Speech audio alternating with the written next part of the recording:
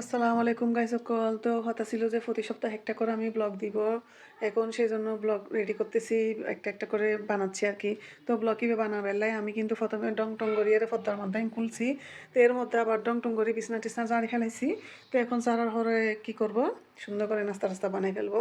তো এখন একটু একটু তেল দিয়ে দেয় আর কি, পর টিফিন বাজি টাজি নিব। এরপর এগুলো একটা একটা খেয়ে ফেলবো আর কি, 2 পিস একসাথে করে। তো এখন যেহেতু ব্লগ করতেছি সেজন্য তো আবার ভিডিও নগরলে নোয়ার ডঙ্গরি করে এক্ষুনি প্লেট টেলেরিং ঘুরে গাড়ে দেখাই তোমাদেরকে। তো এর মধ্যে চলে যাবো যে আবার দুপুরে রান্না করি বেলায়।